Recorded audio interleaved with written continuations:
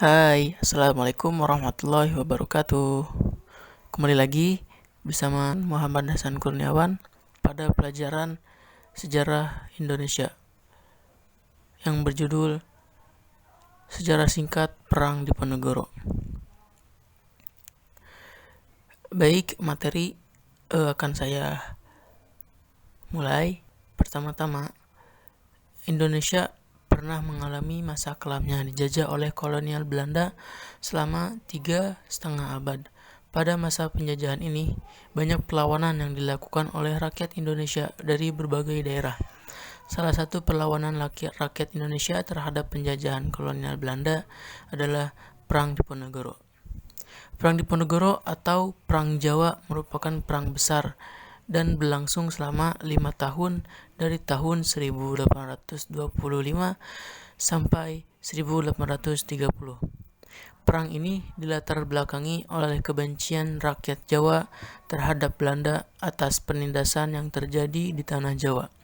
Sesuai dengan namanya, perang ini dipimpin oleh Pangeran Diponegoro yang merupakan pangeran dari Kesultanan Yogyakarta.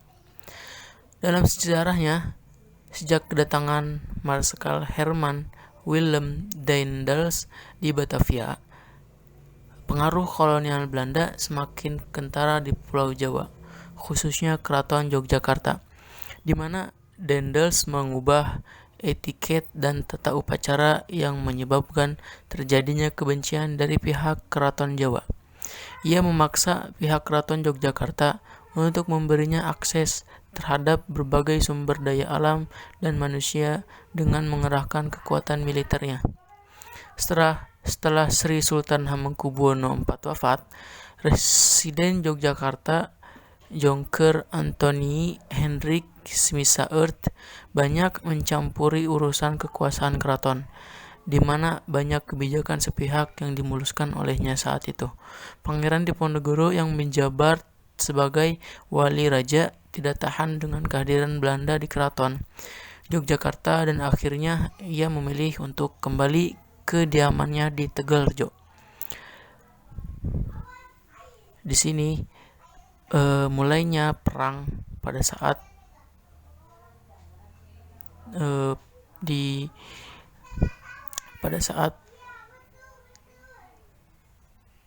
perang di Yogyakarta, Perang Diponegoro.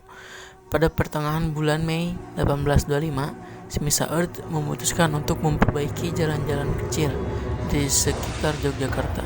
Namun, pembangunan jalan yang awalnya dari Yogyakarta ke Magelang melewati Muntilan dibelokkan melewati pagar sebelum timur Tegalrejo, dan Belanda memasang patok-patok perbaikan jalan di sepanjang makam leluhur Pangeran Diponegoro.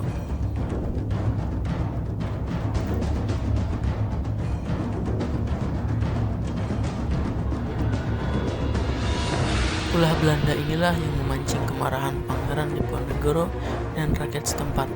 Akhirnya Pangeran Diponegoro mengganti patok-patok tersebut dengan tombak sebagai tanda pernyataan perang terhadap Belanda.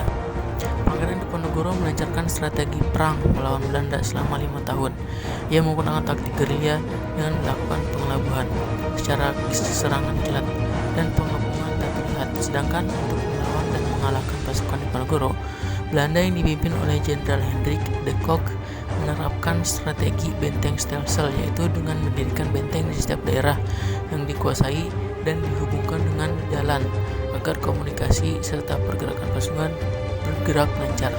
Pada akhirnya, strategi benteng stelsel ini berhasil memecah pasukan lawan sehingga lebih mudah untuk dikalahkan, di mana pada tahun 1829 Kiai Mojo sebagai pemimpin spiritual pemberontakan ditangkap.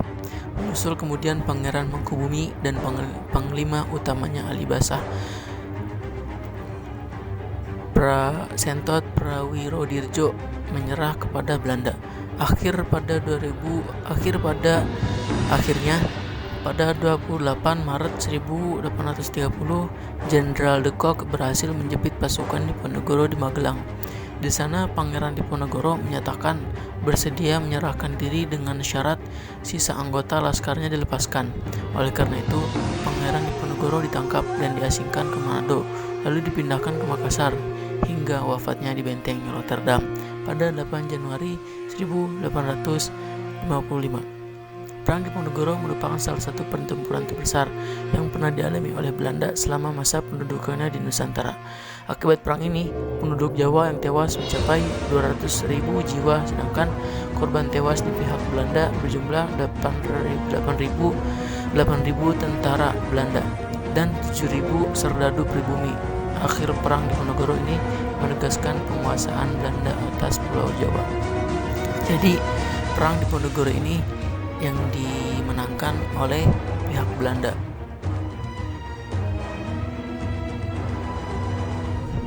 Sekian, terima kasih dari materi pelajaran hari ini.